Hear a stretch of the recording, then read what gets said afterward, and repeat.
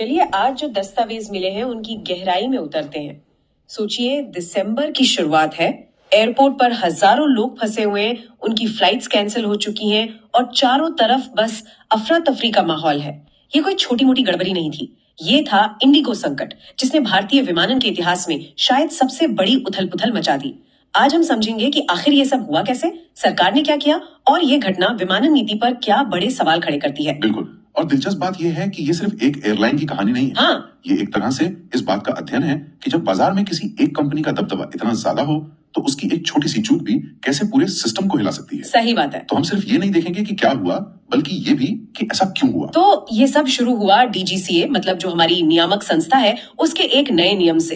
1 नवंबर 2025 से पायलटों के लिए उड़ान और आराम के समय को लेकर नए और ज्यादा सख्त नियम लागू होने थे। हाँ, जो कि सुरक्षा के लिहाज से जरूरी भी थे। बिल्कुल, पर इंडिगो जो हमारे घरेलू बाजार का 60 से 65% हिस्सा कंट्रोल करती है, वो अपने पायलट और क्रू रोस्टर को इन नए नियमों के हिसाब से समय पर एडजस्ट नहीं कर पाई। और उसका नतीजा क्या हुआ? नतीजा बड़े पैमाने पर क्रू की कमी।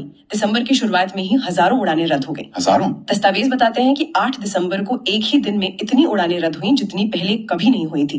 यात्री परेशान थे, सामान लेट हो रहा था, रिफंड नहीं मिल रहे थे। अगर हम इसे थोड़ा बड़ी तस्वीर से जोड़कर देखें तो असली समस्या इंडिगो का वो विशाल बाजार हिस्सा ही है। वही तो। जब एक ही कंपनी इतनी बड़ी हो तो उसकी तरफ से प्लानिंग में हुई कोई भी गलती वो पूरे देश के हवाई यातायात को ठप कर सकती है। ये एक सिस्टमिक रिस्क है। तो यहाँ से मामला और भी दिलचस्प हो जाता है।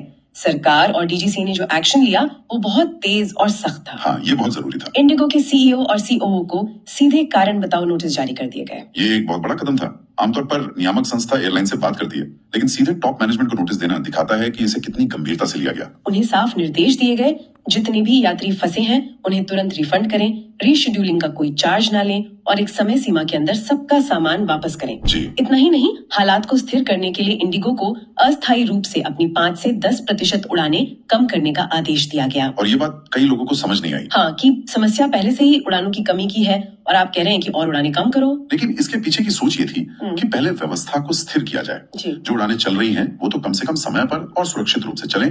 ये आग बुझाने के लिए पहले उस इलाके को खाली कराने जैसा था। अच्छा। और विमानन मंत्री के राममोहन नायडू ने भी सार्वजनिक रूप से कहा कि बहुत सख्त कार्रवाई होगी। बिल्कुल, संदेश साफ था, निजीकरण और विकास जरूरी है, लेकिन सुरक्षा और यात्रियों के अधिकारों की कीमत पर नहीं। तो इस सब का बड़ा मतलब क्या निकल कर आता है? देखिए, ये मामला नागरिक उड्डयन जैसी एक जरूरी सेवा के निजीकरण में नियामक की निगरानी के महत्व को दिखाता है। और ये नीतिगत चुनौतियों को भी सामने लाता है ना? हाँ, कि उदारीकरण और निजी कंपनियों के विकास को बढ़ावा देने के साथ साथ सुरक्षा और यात्री अधिकारों के बीच संतुलन कैसे बनाया जाए, ये एक क्लासिक गवर्नेंस की दुविधा है। तो अगर हम इसे समेटें तो नए नियमों के लिए एक बड़ी एयरलाइन की प्लानिंग में चूक हुई, जिससे बड़े पैमाने पर अराजकता फैली और फिर एक मजबूत नियामक हस्तक्षेप करना पड़ा। बिल्कुल। और अंत में सोचने के लिए एक विचार छोड़ जाते हैं।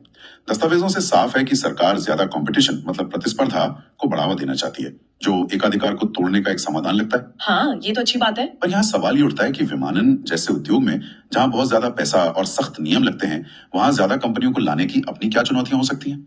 क्या ज्यादा प्रतिस्पर्धा हमेशा हर समस्या का अचूक समाधान होती है?